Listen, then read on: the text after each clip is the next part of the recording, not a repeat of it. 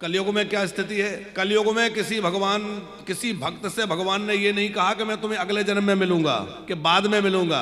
कलयुग में तो जिन जिन भक्तों ने बुलाया भगवान दौड़े चले आए। कहां चले आए? नरसिंह जी के जीवन में भगवान ने 52 बार दर्शन दिया प्रकट होकर के। कई लोग 56 कहते हैं पर भक्तमाल जी में 52 बार का वर्णन है। तो एक अकेले नरसिंह जी के जीवन में भगवान कितनी बार आए? 52 बार आए। अब आप विचार करिए कि वहां नारद जी से पिछले जन्म में कह रहे हैं कि अभी तुम्हें मेरा दर्शन नहीं हो सकता और भजन करो अगले जन्म में मिलेंगे।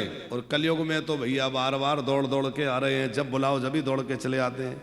नामदेव जी के सामने कितनी बार भगवान आए? मीरा जी के सामने कितनी बार ठाकुर जी आए? मीरा जी इसी कलयुग में सशरीर द्वारिकाधीश में समा गई। आप लोगों को ये बात पता होगा कि मीरा जी का शरीर नहीं मिला, मीरा जी शरीर सहित भगवान द्वारिकाधीश के विग्रह में समा गई। ये अलौकिक घटना थी कि कोई पांच भौतिक शरीर के सहित कैसे जा सकता है। आत्मा भगवान में मिल जाए, परमात्मा में मिल जाए, ये तो बात समझ में आती है, पर ये पांच भौतिक देह भी भगवान के भजन से ऐसा तन्मय, ऐसा अद्भुत हो गया कि ये पंच भौतिक देह भी जो है द्वारिकानाथ में समा गया। तुकाराम जी का भी देह समा गया, सदेह चले गए। नामदेव जी, मीरा जी, सूरदास जी, एकनाथ जी, सबको कितनी कितनी बार दर्शन हुआ है। तुलसीदास जी को कितनी बार दर्शन हुआ है।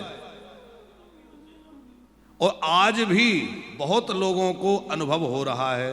अब हम लोग न कर पाए तो ये हमारे भाग्य की कमी है, हमारे कर्म की कमी है, इसमें भगवान की कमी नहीं है, युग की खराबी नहीं है। आज भी बहुत सारे लोग हैं जो प्रत्यक्ष अनुभव लीलाओं का कर रहे हैं, नित्य लीला का दर्शन कर रहे हैं, नित्य लीला का अनुभव कर रहे हैं। इसी वृंदावन में ऐसे अनेक महापुरुष विराजमान हैं जो नित्य लीला का अनुभव कर रहे हैं। अभी थोड़े दिन पहले मलुक पीठ वाले गुरुजी एक अपना स्मरण सुना रहे थे। उन्होंने अपना एक संस्मरण सुनाया।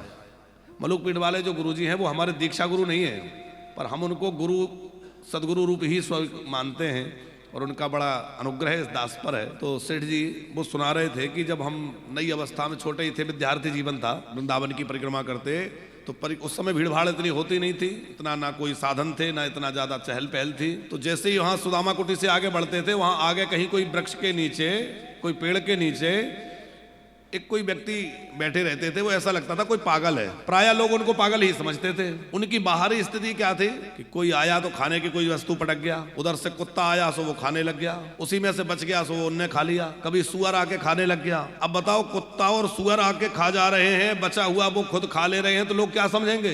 पागल समझेंगे। कोई आया कंबल डाल गया ठंडियों में, दूसरा चोर आया, कोई आया वो उठा के ले गया। उन्हें न डालने वाले से कोई प्रसन्नता है, न उठा ले जाने वाले से कोई शिकायत है कि क्यों ले गया। वो डाल गया, ये उठा ले गया, वो मौज में अपना पड़े रहते। पर महाराज जी कहते हैं कि हमने उस समय कुछ सत्संग प्रारंभ कर दिया था, तो सुदामा कुटी में सत्संग होता तो वो महाशय कभी कभी सत्संग में आके पीछे बैठ जाते हैं, तो सारे लोग उनको पागल समझते थे।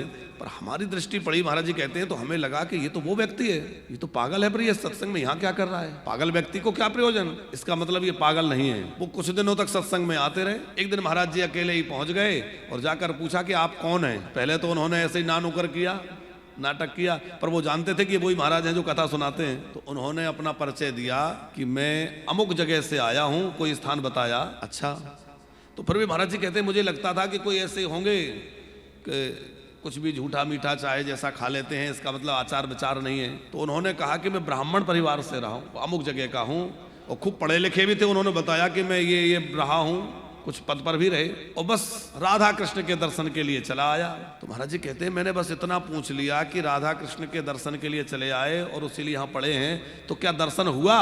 इतना सुनते ही वो जोर जोर से रोने लगे, आंखों से आंखों झरझर झरझर बरसने लगे। महाराज जी कुछ देर तो चुप रहे, फिर वो अपने भाव को संवरण करके बोले कि तुम कह रहे हो दर्शन हुआ, मैं तो हर समय उन्हीं की लीला में निमग्न रहता हूं, मुझे तो हर समय प्रिय प्रीतम का दर्शन होता रहता है, हर समय उनकी लीला में साथ रहता हूं। श्यामा श्याम जो लीला करते हैं उनकी लीलाओं में मैं डूबा रहता हूं, वो मुझे प्रत्यक्ष खूब दर्शन होता है, नित्य दर्शन होता है। उन्होंने कहा, ये महाराज जी ने अपनी बताया। ऐसे अनेक संस्मरण हैं, वर्तमान की अनेक चीजें हैं कि आज भी अनेक लोगों को भगवान का प्रत्यक्ष अनुभव हो रहा है। अब जिनको नहीं होता उनको क्या कहें। अच्छा देखो, वो अनुभव ऐसा है कि उसको कहना वैसा ही है जैसे गूंगा व्यक्ति गुड़ खा ले या कोई मिठाई खा ले। अब गूंगे व्यक्ति को कोई मिठाई खिला दी गई, उससे पूछो कैसी लगी, तो वो क्या कहेगा? करेगा। मगर वो ये कह नहीं सकता कि कैसी थी। तो जैसे गूंगे व्यक्ति का गुड़ उसकी मधुरता वो कह नहीं पाता, उसी प्रकार भैया जिसने उसका अनुभव किया है वही जानता है, पर वो कह नहीं पाता कि उसकी मधुरता कैसी है, उसकी मिठास कैसी है। उसके लिए आपको स्वाद लेना पड़ेगा। उसका एक ही तरीका है जानने का कि आप भी स्वाद लीजिए। और जिस दिन वो स्वाद मिल गया ना, सच मानना दुनिया का कोई स्वाद आपको अच्छा नहीं लगेगा, पर बस वो रस के आगे सब फीका है।